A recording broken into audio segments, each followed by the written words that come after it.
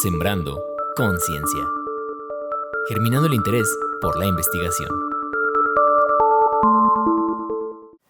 Amigos, bienvenidos nuevamente a este su espacio preferido de divulgación, Sembrando Conciencia, desde Radio Chapingo, el lugar donde germinamos tu interés por la investigación. En este espacio, los profesores y profesoras de nuestra queridísima Universidad Autónoma Chapingo nos van contando sus experiencias, sus descubrimientos, sus innovaciones dentro de toda esta parte de la investigación científica que realizan en esta casa de estudios. Hemos escuchado cuáles han sido los descubrimientos más significativos, la importancia de su investigación en la sociedad, en fin. Y en esta ocasión no es la excepción, porque tenemos como invitada a la doctora Ameyali Hernández Hernández. Doctora, bienvenida. Maestra, perdón. Bueno, maestra en ciencias. Ameyali Hernández Hernández, egresada de la Ingeniería en Agroecología de esta casa de estudios y maestría en Ciencias en Agroforestería para el Desarrollo Sostenible por parte de la Universidad Autónoma Chapingo. Y si me permite recurrir a la presentación que realiza la revista Raíces, donde ha publicado poemas de su autoría. Su interés por las letras es una influencia de sus queridos padres, Semey Hernández Mendo y Amelia Hernández Prior, quienes son maestros normalistas rurales. Además de su interés en la poesía, también ha realizado publicaciones muy interesantes, como la titulada Salud y Saberes en Sistemas Multiespaciales en la Huasteca Veracruzana, o la reconfiguración y apropiación del territorio agrícola en Ixcanelco, a través de las prácticas socioculturales. También, la maestra Ameyali ha publicado libros como Políticas Públicas para la Gestión del Desarrollo Sustentable de la Cadena Productiva Plantas Medicinales en México. Como podemos escuchar y ver, la maestra tiene una amplia trayectoria en la defensa y rescate de saberes campesinos y en esta ocasión tenemos la gran oportunidad de tratar temas tan importantes como estos. Maestra, le damos la bienvenida a este espacio y bueno, pues sin más preámbulo, vamos a comenzar con el capítulo del día de hoy, en el cual la maestra nos platicará sobre su proyecto titulado La persistencia sociocultural del sistema agroalimentario Milpa en Ixtenco, Tlaxcala, descolonización y soberanía desde la voz campesina. ¿Por qué escoger esta región, maestra, de Ixtenco en el estado de Tlaxcala? Ixtenco es un lugar que ha llamado mucho la atención, no solamente a nivel de la Universidad Autónoma Chapingo, ni tampoco solamente a nivel de nuestro país, sino que Ixtenco ha llamado la atención a nivel internacional. ¿Por qué? Porque es un espacio sui generis, que se caracteriza por tener una lucha histórica de sus maíces nativos. Claro.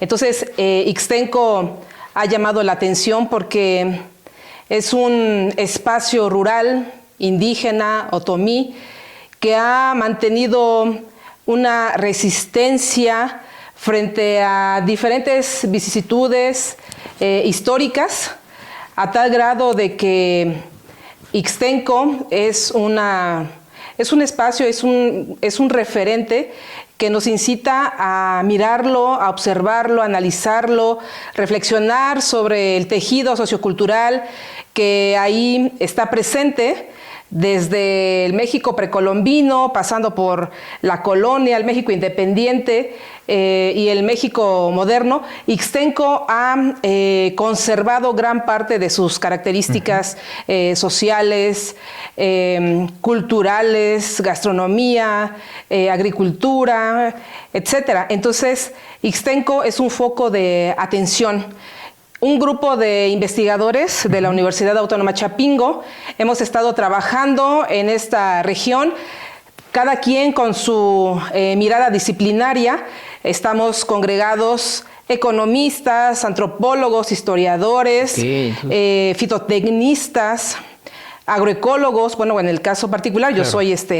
yo soy agroecóloga, de tal manera que hacemos un trabajo interdisciplinario para abordar desde la perspectiva de la soberanía alimentaria las prácticas socioculturales que se desarrollan en la milpa con las características particulares de este lugar que es Ixtenco, la milpa de Ixtenco y sus maíces nativos.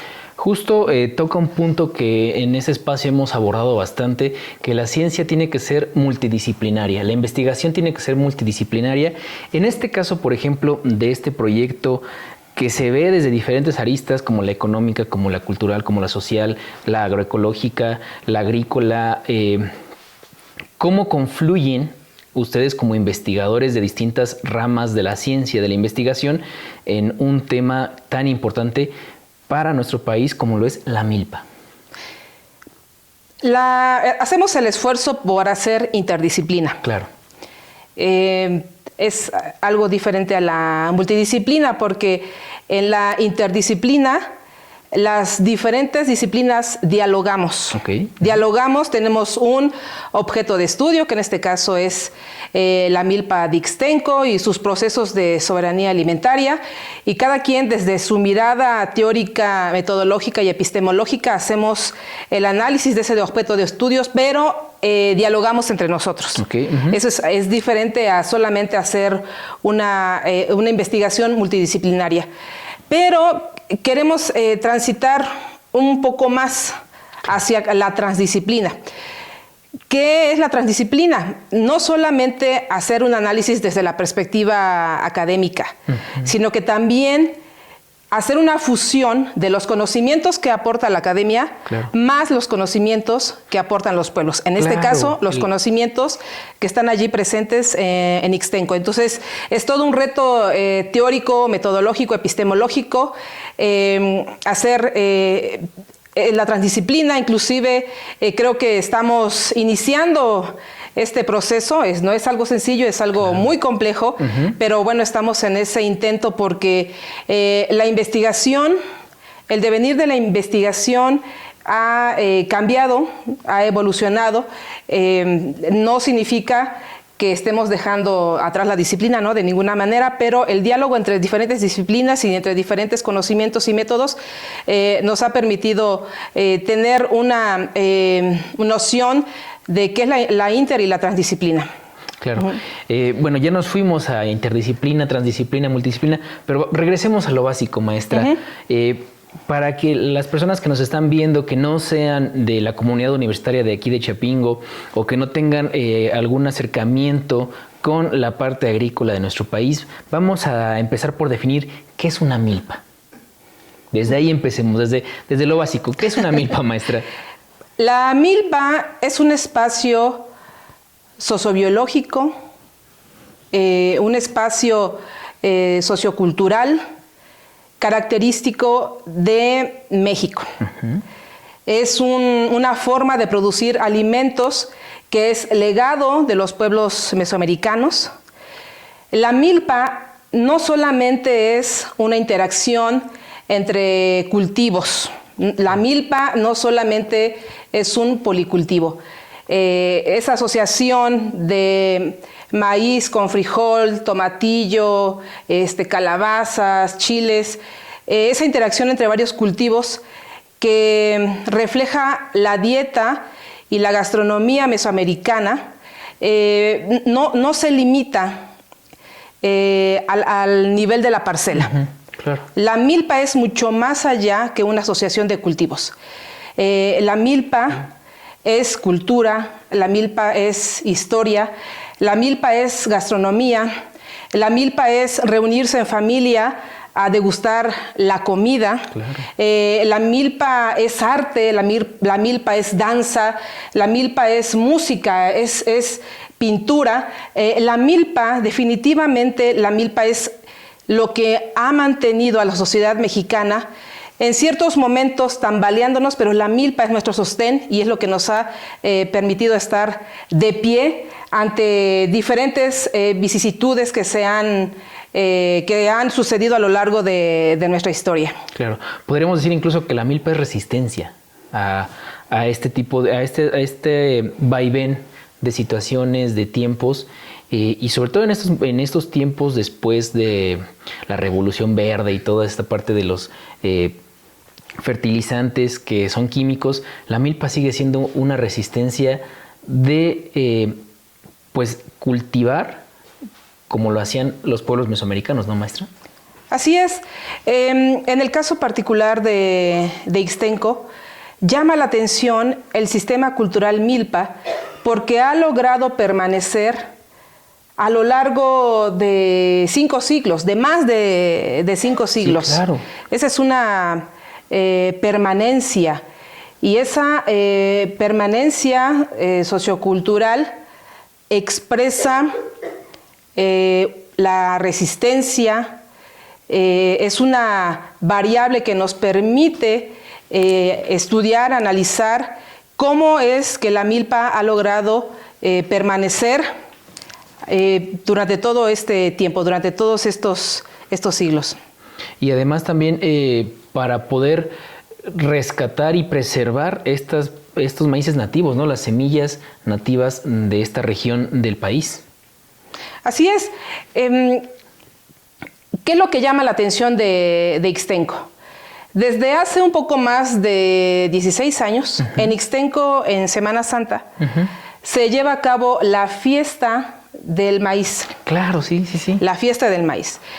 En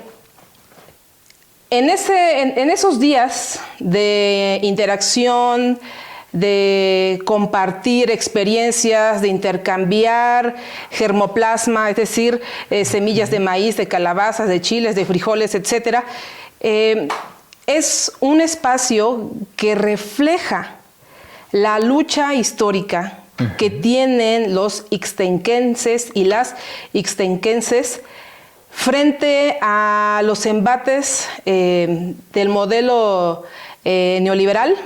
Estamos hablando de una lucha frente al uso de transgénicos, es una lucha frente al uso del glifosato. Entonces, eso no se ve en todos los pueblos indígenas. Claro. O sea, Ixtenco, por eso yo, como lo dije al inicio, Ixtenco es un espacio sui generis. Precisamente por ese tejido, a nivel de su territorio, tienen un tejido de resiliencia, de resistencia, que siempre ha pugnado por el bienestar de la comunidad. Entonces, debido a la importancia que se ha reflejado de mantener las semillas nativas y sobre todo a nivel del maíz, porque bueno, pues México es el centro de origen y domesticación del maíz, y ante la controversia por los maíces transgénicos, sí, exactamente, entonces el pueblo ixtenquense ha alzado la voz y ha generado acciones colectivas que pugnan por la permanencia del sistema cultural milpa, porque es un elemento que históricamente les ha generado bienestar, autonomía y soberanía alimentarias. Claro, y más en estos tiempos en los que la soberanía alimentaria se está enarbolando bastante. Maestra, en su proyecto nos habla sobre la persistencia sociocultural. ¿Podría explicarnos un poquito más a qué nos referimos con este término? Es una categoría de análisis, la persistencia sociocultural. Cuando yo hablo de la persistencia sociocultural me estoy refiriendo específicamente al sistema cultural milpa. ¿Qué significa esta persistencia sociocultural de la milpa? Es esa categoría que nos permite expresar que en Ixtenco la milpa y obviamente las personas en torno a la milpa de Ixtenco han mostrado mecanismos comunitarios que han permitido que la milpa permanezca, que permanezca, pero no como una herencia. Claro. Porque no podemos decir, pues ya está aquí la domesticación del maíz y las diferentes variedades de maíz, el frijol y sus diferentes variedades, la calabaza, y ya es como una herencia que recibimos y ya nosotros nos quedamos como personas pasivas sin hacer nada más. Claro. No, la milpa es un espacio que es dinámico y que los procesos de domesticación continúan. Por ejemplo, ahora el reto, ¿no?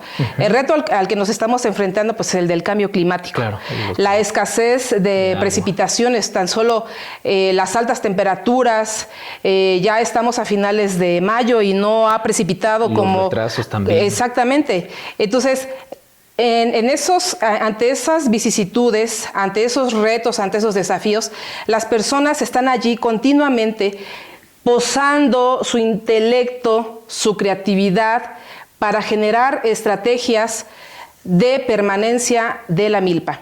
No solamente son vicisitudes socioeconómicas, no solamente es la modernidad y el capitalismo. Bueno, una consecuencia de la modernidad y el capitalismo pues es precisamente esta problemática ambiental, pero son vicisitudes sociales, económicas, históricas, ambientales y también locales. Sí, sobre todo.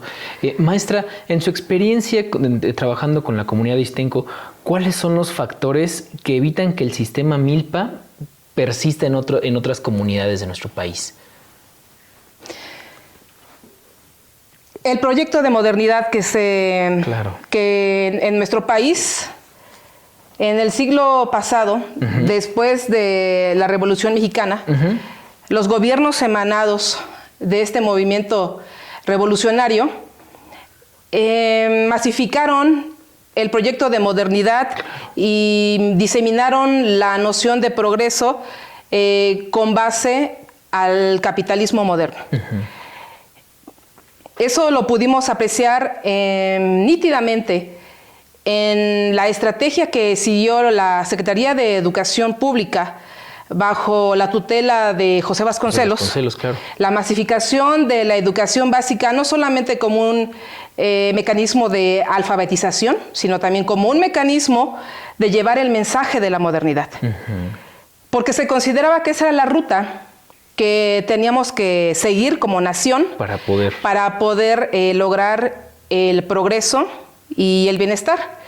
Claro que ese es un mito que ahora, a un siglo, ¿no? Ya podemos pues hacer una retrospectiva, reflexionar, analizar, pero yo considero que a partir de ese proyecto de nación, en los pueblos rurales, sobre todo en los pueblos originarios, se hizo hincapié en prohibir las lenguas maternas. Y al prohibir las lenguas maternas como un mecanismo para transformar la cultura, para transformar, y lo digo entre comillas, a ese indio que no estaba civilizado, que dejara de hablar su lengua, que fuera a la escuela para civilizarse, para aprender castellano y para ser gente de razón. Ese fue un proceso que impactó mucho a las comunidades de origen mesoamericano, a las comunidades indígenas, porque no solamente fue negar la lengua. Al negar la lengua, también se niega la cultura, también se niega la historia, también se niega la forma de producir alimentos, también se niega la forma de alimentación. Y entonces hubo algunos lugares que no pusieron resistencia y se fueron insertando a ese proyecto nacionalista, pero hubo otros espacios en nuestro país, como es el caso de Ixtenco, que sí mostraron una resistencia. Yo creo que hay muchos pueblos que ahora están volteando nuevamente su mirada hacia sus formas tradicionales o ancestrales de hacer agricultura.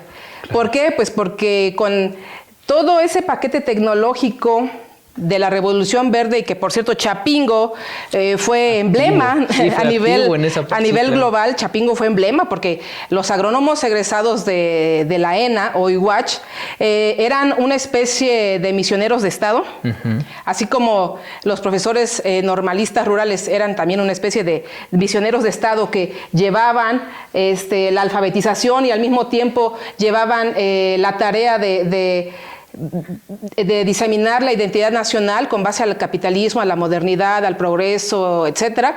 Los agrónomos tenían la misión de modernizar la agricultura. ¿Por qué? Pues porque la agricultura campesina, ancestral, tradicional, la consideraban obsoleta. Entonces, yo creo que a partir de ese proyecto que se impuso en el siglo pasado, después de la Revolución Mexicana, y con mucho énfasis durante el gobierno de Lázaro Cárdenas, muchos pueblos empezaron a olvidar, o se empezó a erosionar la agricultura ancestral campesina. Y bueno, recordemos también que la identidad no nada más es la lengua, no nada más es la vestimenta, es toda la parte que tiene que ver con la cosmovisión de una cultura. Por ejemplo, la forma de producir alimentos, la forma de hacer, exactamente como dice, la forma de hacer milpa, la forma en que se siembra. Entonces también eso les da una identidad a estas regiones, a estas culturas, a estos asentamientos, y pues se va perdiendo o lo van, como lo dijo muy bien, erosionando, para que al final las nuevas generaciones ya no puedan tener o carezcan de esta identidad que antes se tenía, ¿no? Sí, efectivamente, pero fíjense, está ocurriendo una problemática que es global.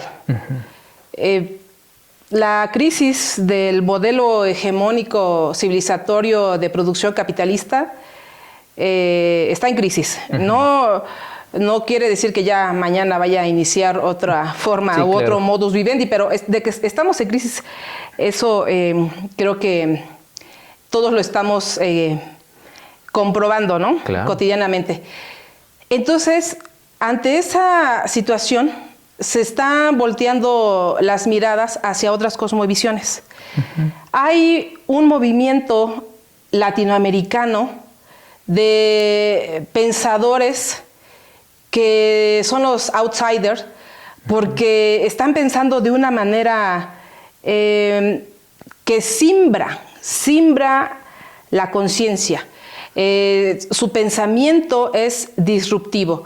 Hay autoras como Silvia Rivera Cusicanqui, que es de Bolivia, todo ese movimiento boliviano del feminismo comunitario, pero también hay autores como Juan Bautista Segales, Boaventura de Sousa Santos, Enrique Dulce, que bueno, lamentablemente hace poco él falleció. Claro. Es todo un movimiento latinoamericano que genera un pensamiento disruptivo. Ante esta crisis civilizatoria que nosotros estamos viviendo. Por ejemplo, esta obra de Cómo pensar desde América Latina, de Bautista Segales, que no se le ha dado la importancia. ¿Por qué? Pues porque, como lo dije hace un rato, son los outsiders. Es un pensamiento que no entra en la dinámica a la que estamos acostumbrados. Entonces, pero afortunadamente está emergiendo algo que se le denomina descolonizar la universidad. Descolonizar la universidad, ¿qué significa? Que no solamente los conocimientos generados a través del método científico son los únicos válidos. Claro. Existen otros mecanismos, otros métodos que se le consideran no científicos. Bueno, voy de acuerdo, no son científicos pues porque no se han generado por el método científico, claro. Pero finalmente son conocimientos. Ante la crisis que estamos viviendo, se están volteando a ver esas otras formas, esas otras técnicas, esos otros métodos y esas otras cosmovisiones, donde no solamente sea lo importante la racionalidad económica, no solamente sea eso lo importante, sino que también una forma de vida que consideremos los tiempos y los ciclos biogeoquímicos propios de la naturaleza para evitar pues esta catástrofe ambiental, ecológica, que finalmente nos está llevando a nuestro propio colapso como especie. Justamente un bienestar general, ¿no? Un bienestar del ambiente, un bienestar de nosotros como personas para poder, como bien lo comenta, contrarrestar esta parte de estos cambios tan drásticos en el ambiente.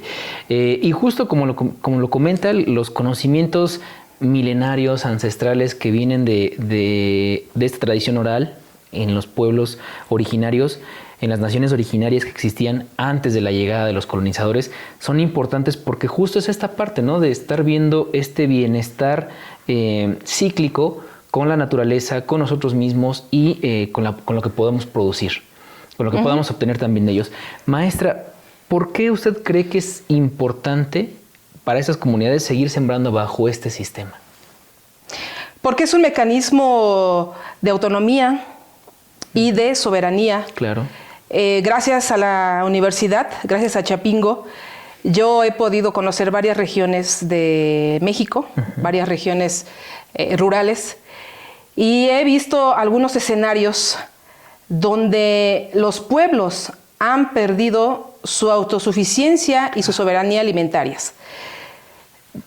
De su alimentación dependen totalmente de lo que se venda en la tiendita. Claro. ¿Y qué es lo que venden en la tiendita? Pues generalmente son alimentos no nutritivos y que han generado un entorno obesogénico, claro, en nuestro país. Me estoy refiriendo a alimentos hiperprocesados, harinas hiperrefinadas, alimentos, bebidas gaseosas, jugos artificiales, alimentos que pueden ser baratos, pero no son de buena calidad y obviamente están repercutiendo en la salud de la sociedad mexicana. Claro. A diferencia de un pueblo como el Ixtenco, que pugna por su soberanía alimentaria, su alimentación no va a depender del exterior. Claro. Yo recuerdo, yo recuerdo, por ejemplo, en el caso de mi pueblo. Nosotros estamos en la zona conocida como la Huasteca. Ok, perdón, ¿dónde es usted, maestra? Yo soy de la Huasteca Veracruzana, de un pueblo que se llama Ixcanelco. Pertenece al municipio Tantoyuca, en el estado de Veracruz, al norte del estado de Veracruz, cerca de Hidalgo, de Tamaulipas y de San Luis Potosí. Ok, muy bien. La región de la Huasteca. Entonces pasa un río en mi pueblo y yo recuerdo con mucho agrado en la infancia cómo nosotros íbamos a trabajar en la milpa con mis abuelitos, hacíamos las labores en la milpa y después de allí nos íbamos a bañarnos al río, pero también eso nos servía para nadar, pero atrapábamos unas mojarras y después de ahí regresábamos a la casa y yo recuerdo la alimentación de mi infancia era con los alimentos locales. Claro. Había espacios donde había árboles enormes, majestuosos de mango, de chicozapote, de anonas, de guanábanas, de ciruelas, ciruelas rojas, ciruelas púrpuras, ciruelas amarillas. Y era un espacio colectivo. Si se nos antojaban las ciruelas, íbamos y cortábamos. Era algo que pertenecía al pueblo. Si teníamos ganas de comer mojarras, cozoles, que es un camarón de río, acamayas, que es como una langosta de río, íbamos y las atrapábamos, pescábamos. Pero también teníamos el maíz para las tortillas, teníamos los frijoles, teníamos las hierbas aromáticas como cilantro, como epazote. Mis abuelitos producían ajonjolí, los diferentes tomates, las diferentes variedades de chile, que el principal de allá es el atecayotl o el chile atecayote. Y entonces era una alimentación muy diversa. Pero ahora que pues han pasado más de 30 años, más de 3 décadas, la alimentación es totalmente distinta. Es muy, muy diferente. Las personas ya no van al río. Las personas ya no tienen ese espacio, ese espacio colectivo para ir y cortar las frutas. La alimentación, me acuerdo que antes, cuando recibíamos una visita y queríamos ser amables, atentos con esa visita, les invitábamos un atole o les invitábamos un agua de frutas o... fruta fresca, claro. Sí, pero ahora no, cuando llegas a un hogar, lo primero que te invitan es un refresco. Un refresco, sí. O sea, la alimentación ha cambiado, han sido casi 4 décadas de que empezaron las políticas neoliberales, que claro. Con este sexenio ha cambiado un poco la política, pero lo que sí puedo decir es que en Ixtenco, ¿por qué Ixtenco tiene esta postura de resistencia sociocultural? ¿Por qué persiste el sistema de la milpa? ¿Por qué persiste? Pues porque es algo que les permite estar de pie, que les permite continuar con su proyecto colectivo, que le permite resiliencia a su territorio, a su comunidad. Entonces, la permanencia de la milpa, la estrategia que siguen en Ixtenco, no es por una añoranza hacia un pasado mesoamericano. Claro. No, porque la milpa sigue teniendo mecanismos que les permiten continuar con su proyecto de vida como colectividad. Claro, que además no solo se pierde la alimentación, no solo se pierde la salud, sino también se pierde el tejido social, ¿no? Porque exacto. Lo mismo, como lo comentaba, con esas actividades, como por ejemplo decía, ir a trabajar a la milpa de sus abuelos, ir a cortar frutas, ir a cosechar, eso también implica un tejido social, un fortalecimiento del tejido social y del hacer comunidad, ¿no? Así es. Quiero comentarles algo, claro. Si es que todavía tenemos tiempo. Claro que sí, maestro. Soy una persona que estoy muy agradecida por estar aquí en la Universidad Autónoma Chapingo. De verdad que la universidad nos permite una apertura impresionante, nos permite ver otras realidades, no solamente las de aquí a nivel del campus central, sino el hecho de salir, los viajes de estudio, claro. Los viajes de trabajo de campo, de investigación, los viajes de proyecto de servicio universitario nos permite tener un panorama un poco más amplio. Quiero comentarles que en Ixtenco, y bueno, porque estamos hablando de Ixtenco, podría hablar de otras comunidades, pero en particular de Ixtenco, junto con el doctor Felipe Reyes Fuentes, durante la pandemia, un grupo de mujeres que se nos acerca y dice, bueno, ustedes, yo sé que ustedes están aquí, o sabemos que ustedes están aquí, porque están haciendo el trabajo de la milpa. Pero tenemos el problema de la COVID-19. Claro. Tenemos el problema de esta nueva enfermedad. Sí. ¿Qué podemos hacer? A ver, ustedes apóyennos.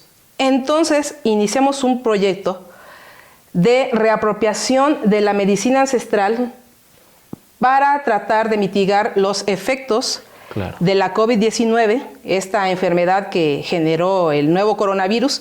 Y entonces los resultados fueron muy alentadores. ¿Por qué? Pues porque se fusionaron los conocimientos que genera la academia a nivel de la etnobotánica, a nivel de la botánica médica, a nivel de la farmacología, a nivel de la farmacognosia, a nivel de la fitoquímica, más los conocimientos ancestrales de la medicina ixtenquense, se lograron fusionar e hicimos en esta estrategia de diálogo horizontal y de compartición de experiencias y de rescate de saberes, logramos generar una estrategia de atención de la COVID-19 y también de atención de las comorbilidades. Entonces, fue una experiencia muy agradable, muy alentadora, a tal grado de que este grupo de mujeres que tuvieron esta iniciativa se congregaron en un colectivo que se denomina Colectivo de Mujeres Yuye Deni, que está en la variante Otomí, que es la variante Yumu, la que está allí en Ixtenco, y Yuye Deni significa camino de flores. Y estas mujeres van transitando por su camino, pero van floreciendo y van visualizando por el bien del territorio, van generando un mecanismo de bienestar comunitario, no solamente en relación a atender las enfermedades, sino de también pugnar por conservar la milpa, pugnar por conservar la gastronomía local, pugnan por el rescate de su variante que es el Yumu, que es esta variante del Otomí, y también de la conservación de un emblema para esta sociedad muy importante que es la Vulcana Matlalcueyetl. Ellos así le denominan a lo que nosotros comúnmente conocemos como la Malinche. Ellos le dicen la montaña o la Vulcana Matlalcueyetl. Entonces, afortunadamente las cosas salieron bien, los resultados fueron muy alentadores y nosotros continuamos trabajando este tema de la soberanía alimentaria, pero pues también nosotros somos especialistas en plantas medicinales y fue por ello que nos invitaron a a colaborar, a ver qué podríamos generar en conjunto. Claro, que ojo, dijimos mitigar, no combatir, ni erradicar, ni desaparecer, porque después van a decir, ya tienen ahí la solución. No, es mitigar y combatir, ¿no? Entonces, esta medicina tradicional, claro que ayuda y muchas veces es más efectiva y menos dañina al organismo, ¿no? Pues ahí yo en una ocasión expuse los resultados. Y me cuestionaron si yo tenía validación científica de esto que yo estaba exponiendo. Claro que fue un congreso de corte netamente agronómico y entendí el contexto de la pregunta y si nos vamos a ese sentido de validación del método científico, pues eso no lo hemos hecho. Claro, sí. En cambio, fuimos a otro congreso de etnobiología, donde la perspectiva o la mirada es totalmente distinta. Hubo otros trabajos que se han realizado en otros espacios geográficos de México y de Latinoamérica para atender la COVID-19 con herbolaria, o sea, con plantas medicinales, y el contexto fue totalmente distinto. ¿Cómo nosotros evaluamos si esto funcionó o no? Pues con el desarrollo clínico de los pacientes. Sí. Hay mejoría, las personas mejoraron significativamente, su oxigenación empezó a incrementar, las personas no fallecieron, estuvieron con el tratamiento de 3 a 6 meses aproximadamente y las personas allí están presentes. Para nosotros eso es suficiente porque es otro método el que estamos siguiendo para tratar de hacer frente pues a un nuevo reto, como fue el caso de la COVID-19. Claro, que bueno, a todos nos agarró por sorpresa y qué bueno que se pudieron hacer ese tipo de pues de colaboraciones y surgieron ese tipo de ideas, de organizaciones en las que por un problema, digamos, podemos ir abarcando más y más y más, como por ejemplo la organización de estas mujeres en Ixtenco. Maestra, en esta investigación, en este proyecto, ¿cuál fue el principal reto al proponerse realizar este proyecto? ¿El proyecto de la soberanía alimentaria? Sí, el que estamos hablando. Ajá, muy bien. El principal reto es tratar de hacer interdisciplina. Y un paso más adelante, tratar de hacer transdisciplina. Nosotros somos del grupo de investigaciones interdisciplinarias en estudios socioambientales. El coordinador es el doctor Luis Llanos Hernández. Además de hacer el trabajo de campo para los diferentes proyectos de investigación, nosotros siempre tenemos nuestro seminario.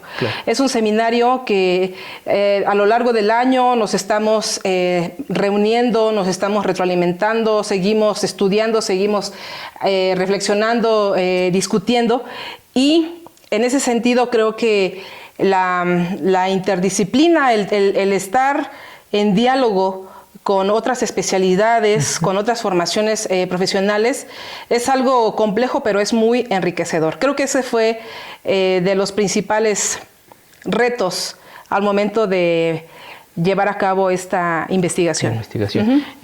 Maestra, en su proyecto, en la investigación, pone usted a la semilla como el enlace con los saberes ancestrales. Y retomando un poquito de lo que nos comentaba hace un momento de esta fiesta del maíz, ¿cuántas variedades de semillas se han contabilizado en estos intercambios de la fiesta del maíz? Sí, pues debe haber un número. Sí, no tengo el número exacto. Claro. Hace algunos meses, no recuerdo la fecha, fue en el mes de febrero. En el mes de febrero, no recuerdo exactamente la fecha, se inauguró el Banco de Semillas Comunitario de Ixtenco. Entonces allí pudimos apreciar desde el maíz gajo, que es algo muy particular de Ixtenco, ¿sí? El maíz morado y púrpura, que es el que se utiliza para la elaboración del atole agrio, que por cierto ese atole agrio ganó un premio nacional que se denomina ¿A qué sabe la patria? Ixtenco ganó ese premio.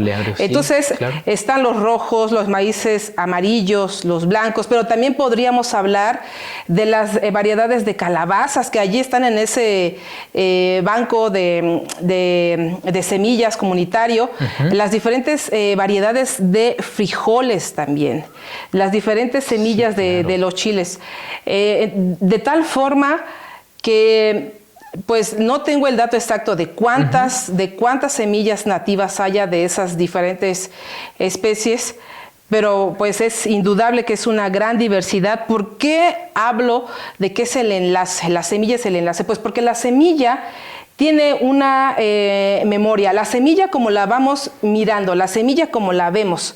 Y con todo este proceso milenario que han transcurrido de 7,000 a 10,000 años, que estuvo presente el ancestro silvestre, que es el teocintle, para tener lo que ahora conocemos como las diferentes variedades de maíz, ha pasado por todo un largo proceso de cultivo, de domesticación, pero la semilla, cuando la miramos, la semilla refleja todo ese largo proceso. Claro. Por eso la semilla tiene memoria, pero es una memoria colectiva, porque fue un proceso colectivo. Esto no es algo que se le pueda adjudicar únicamente a una persona. Sí, claro.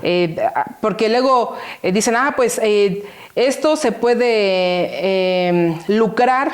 No, las variedades o las semillas nativas no tienen esa perspectiva, tienen otra dinámica, tienen otra intencionalidad.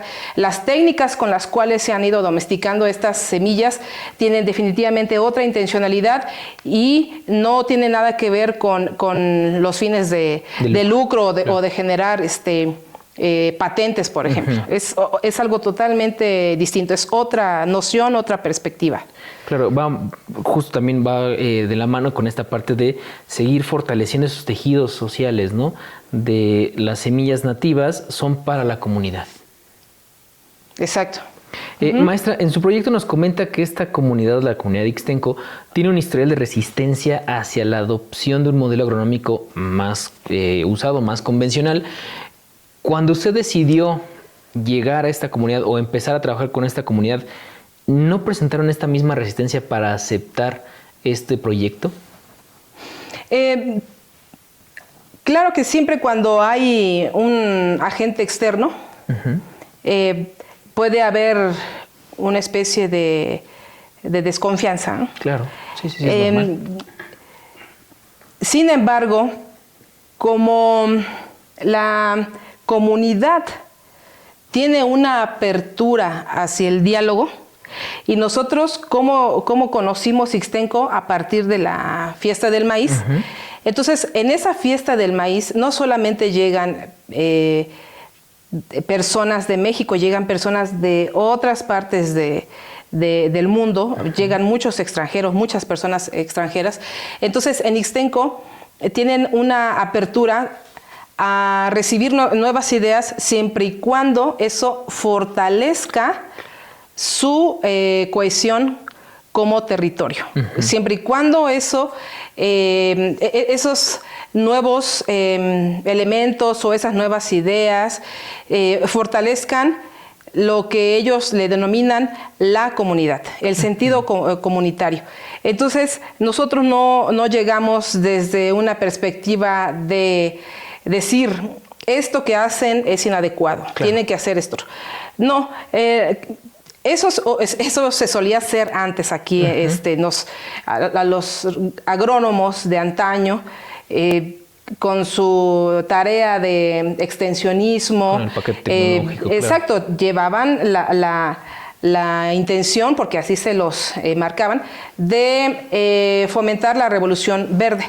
En este caso, las cosas han cambiado y cuando nosotros nos insertamos en una comunidad, en un pueblo, en un espacio rural, siempre tratamos de respetar los códigos que están allí presentes y es un proceso de diálogo. Claro. Es un proceso de interacción horizontal donde nosotros no nos consideramos como los que sabemos y que somos las personas que llevamos el conocimiento, y la comunidad es una persona que tiene que aprender de nosotros. Claro. Eso ya quedó atrás en la manera en como nosotros ahora intentamos hacer investigación.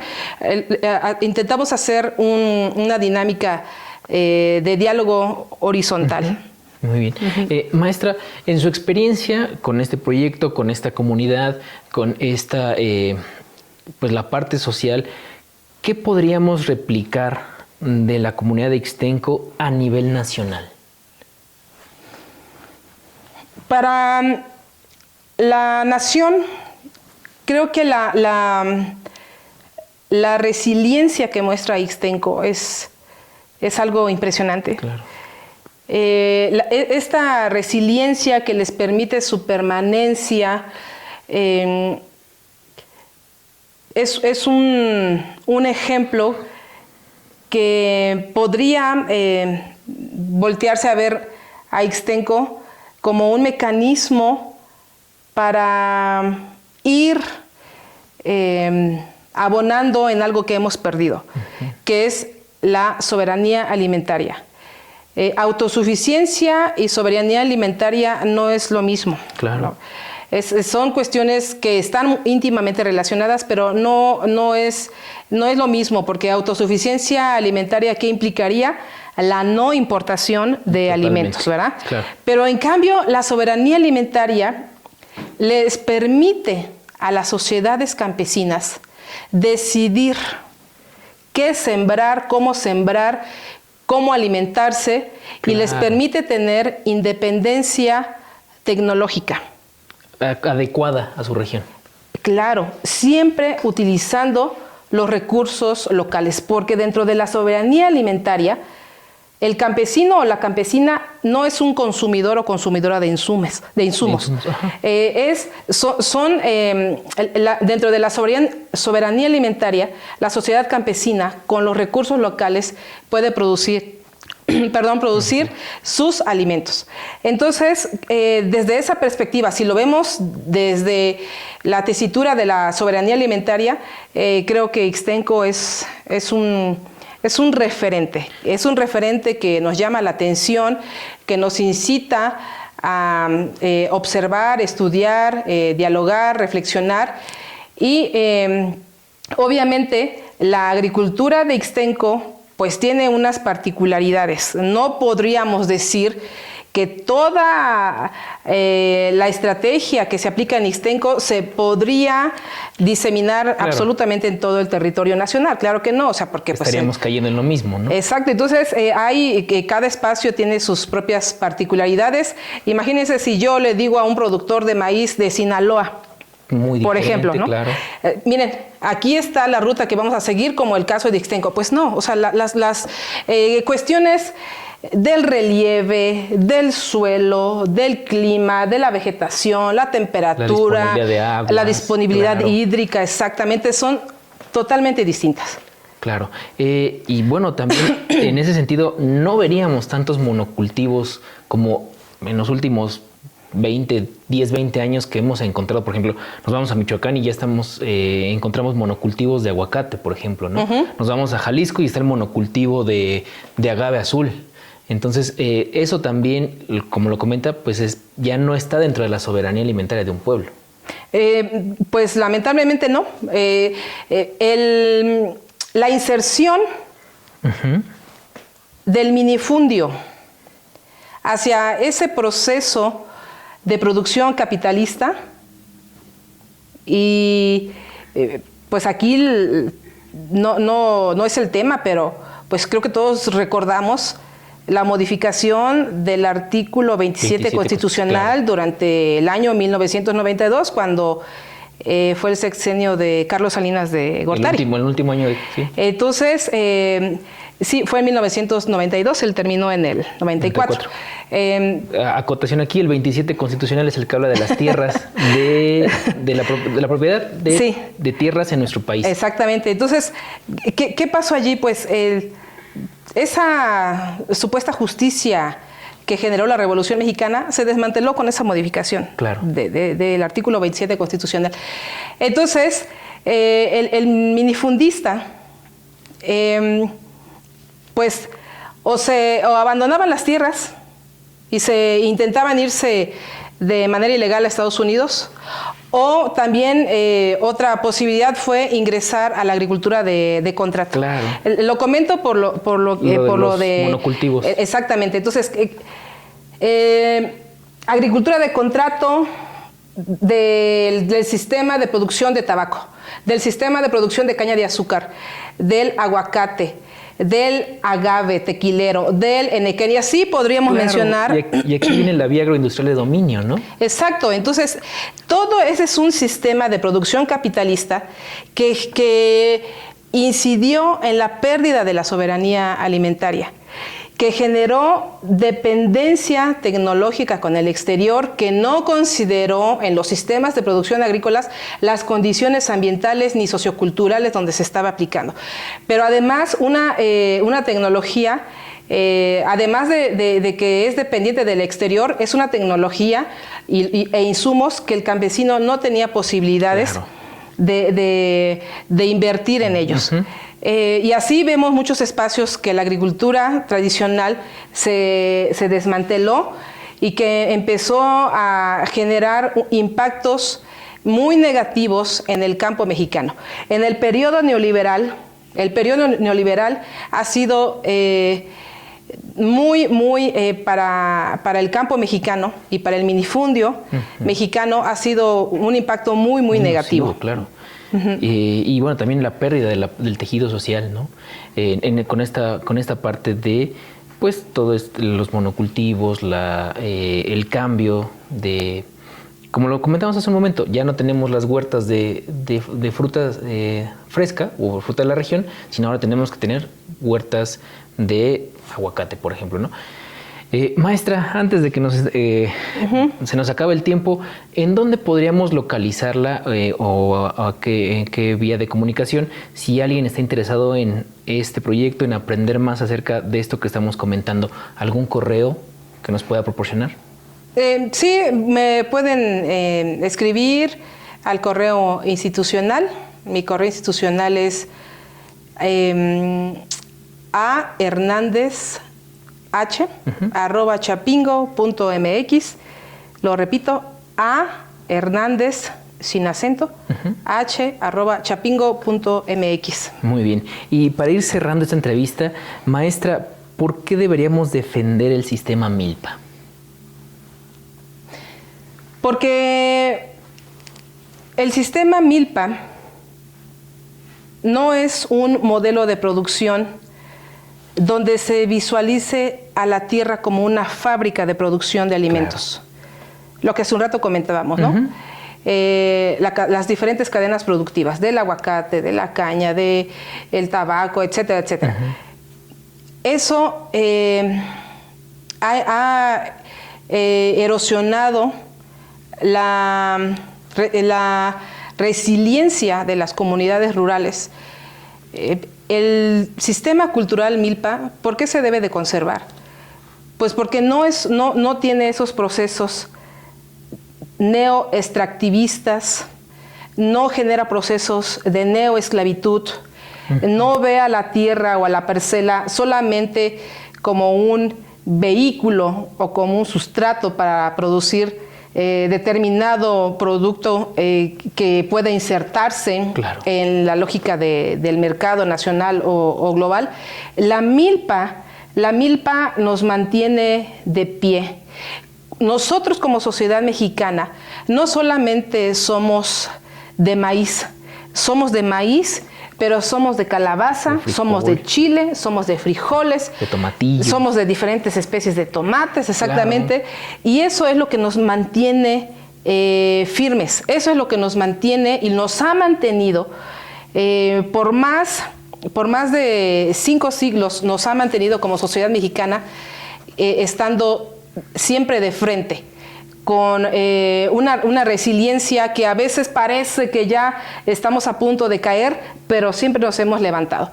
Entonces hay una frase que se generó dentro de los movimientos campesinos de inicios de siglo, se generó una frase de sin maíz no hay país, claro. Pero no solamente es el maíz, es la milpa. Y la milpa no solamente es la parcela, la milpa también es el bosque, la milpa también son los hongos, la milpa también son los insectos, la milpa también son los magueyes, son los nopales, la milpa es la cocina y la mesa donde nosotros en familia degustamos nuestros alimentos. Claro. Eso es la milpa. Entonces, cuando hablamos de milpa, cuando hablamos de la sociedad mexicana, es algo que está íntimamente relacionado. Es algo que debemos de rescatar y de conservar, insisto, no como una apología hacia un legado mesoamericano. No es una apología o una mirada romántica. Claro. No. La milpa, ahora más que nunca, está vigente, porque ante estos problemas de cambio climático, nosotros hemos observado que los monocultivos no han logrado salir exitosos, en cambio, la milpa ha logrado mantenerse firme. Entonces, firmes como la milpa para continuar con nuestro proyecto comunitario como sociedad mexicana. Seguimos diciendo que la milpa es resistencia. Maestra, finalmente, para terminar esta entrevista, desde su perspectiva como profesora, como investigadora, como miembro de la comunidad universitaria, ¿cuáles son los retos de la investigación en la Universidad Autónoma Chapingo en estos tiempos en los que parece que la tecnología está alejada de los saberes ancestrales, que hay una diferencia que parece hacer que hay una diferencia muy abismal? ¿Cuáles son los retos aquí en la Universidad Autónoma Chapingo? Creo que el principal reto es generar incidencia social. Una investigación que se traduzca en incidencia social. Lamentablemente, la productividad científica no es sinónimo de bienestar social o de que esa productividad o generación de conocimientos se traduzca en bienestar social. Lamentablemente se ingresó en una dinámica de ser productivo y de tener publicaciones en revistas con prestigio internacional, y entonces la investigación te daba, entre más publicaciones, más puntos, y entre más tesistas y más asesorados y demás, más productividad y más productividad. Antes, ¿no? Claro.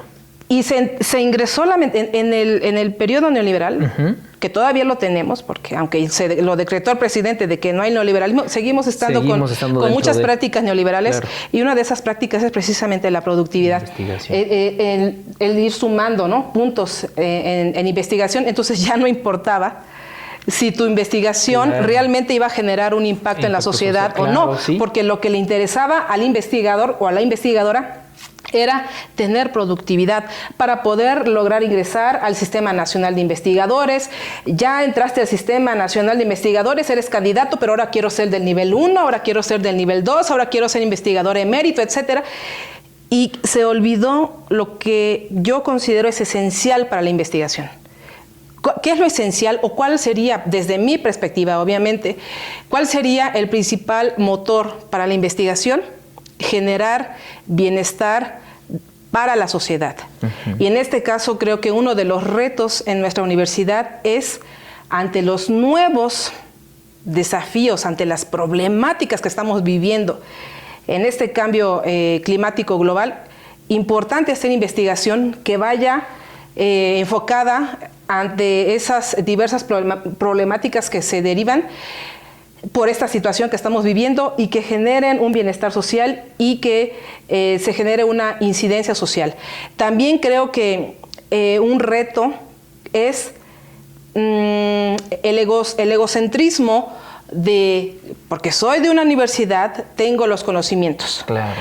Y tengo la verdad y la realidad y la explicación de las cosas. Creo que eso es esa cuestión de ese egocentrismo académico y de investigación.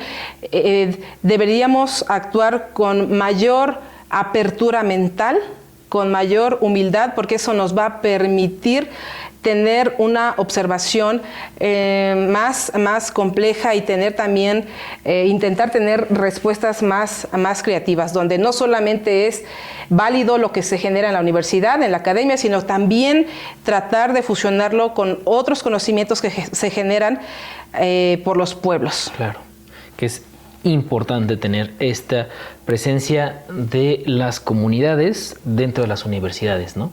Porque nos volteamos a un punto de vista muy individualista, como lo comenta, del investigador, del académico, y no volteamos ya a ver a las comunidades, porque ahí también hay conocimiento, ahí también hay saberes, y ahí también hay importancia en lo que ellos están generando. Así es, sí, efectivamente. Entonces, ahora las políticas de investigación están intentando hacer cambios desde CONACYT. Uh-huh. Inclusive hasta el nombre ya cambió, ¿verdad? Ahora tiene la H. CONACYT, ahora tiene la H. Bueno, nosotros como universidad, ¿qué estamos haciendo? Sí, no nos quedemos solo en el nombre. Nos vamos a quedar en el siglo XX con ese paradigma de la Revolución Verde. Ya no estamos en esa época, estamos iniciando el siglo XXI, la realidad es algo totalmente distinto, las transformaciones van a una velocidad impresionante, y nosotros como universidad, ¿qué estamos haciendo? Yo todavía escucho en mis colegas, compañeros, profesores, investigadores, que con mucho respeto, ¿no? Con mucho respeto los escucho porque muchos de ellos fueron mis maestros, pero todavía tienen ese pensamiento de lo que consideran lo arcaico, lo antimoderno, lo que no es válido, y que se debería transitar hacia lo que está acá. Todavía he escuchado ese tipo de expresiones, de discursos, pero creo que ante una situación crítica es cuando debemos de detenernos y ponernos a pensar, a reflexionar, a ver qué es lo que vamos a hacer. ¿Qué hemos estado haciendo? ¿Ha funcionado? ¿Sí o no? ¿Y cuáles son los desafíos que tenemos actualmente? ¿Y qué podemos hacer y hacia dónde podemos transitar? En la universidad no se han generado, se generó uno, pero pues no tuvo mucho eco, pero no se han generado foros de discusión y de análisis de hacia dónde va a transitar la investigación de la universidad. No hay claridad en ese sentido. En el siglo pasado se tenía muy claro, ¿no? Uh-huh. Se tenía claro cuál era el paradigma. Pues la Revolución Verde. Así. Y todos iban hacia la producción en masa, claro. Exacto, pero ahora estamos en otra realidad. ¿Y qué estamos haciendo como universidad?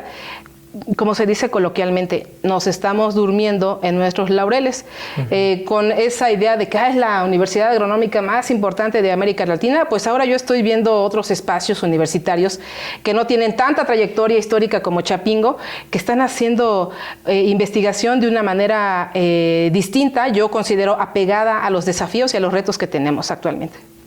Pues con esta reflexión terminamos esta entrevista, este espacio. Lamentablemente el tiempo en radio siempre es corto y nos quedamos cortos con tanta sabiduría, con tanta experiencia que tenemos con nuestros invitados. Agradecemos a la maestra en ciencias Ameyali Hernández.